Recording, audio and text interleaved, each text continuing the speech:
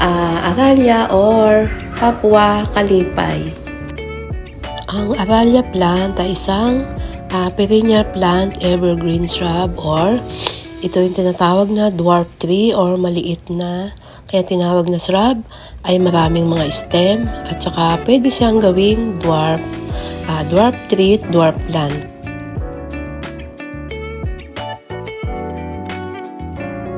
So ang ating Aralia plant ay hindi maselan alagaan.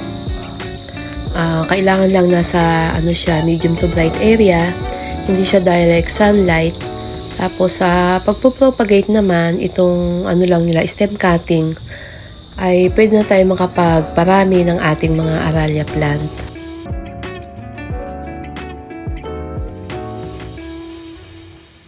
So itong isa na tinatawag na dinner plate Aralia, kaya siya tinawag na dinner plate dahil sa kanyang korte ng dahon na parang plato. Kung ating pong mapapansin, yung kanilang itsura ng dahon ay nakabalikuko na parang korte ng plato. Kaya tinawag siyang dinner plate.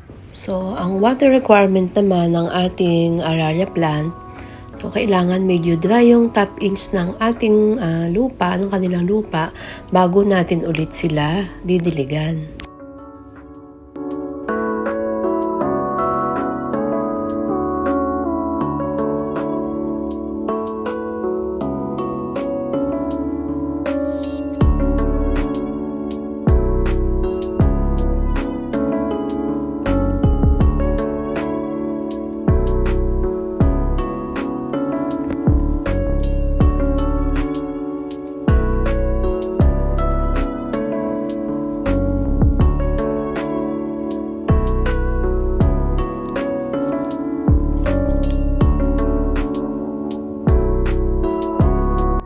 Tsaka ang ating mga Aralia plant ay para din silang mga crotons.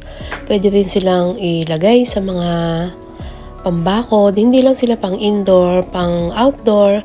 Pwede rin silang ilagay na yung parang bakod sa ating mga bakuran. Dahil nga marami silang mga stem na parang crotons. Kaya maganda rin silang sa ipambakod sa ating mga bakuran kung tayo ay walang bakod. So ito nga pala yung na-propagate ko, si parsley Aralia from stem cuttings. Ayan, ang cute niya, style bonsai. Tapos ito naman yung pure na green. Ayan, stem cutting din siya. Ang cute niya, mukha na siyang dwarf.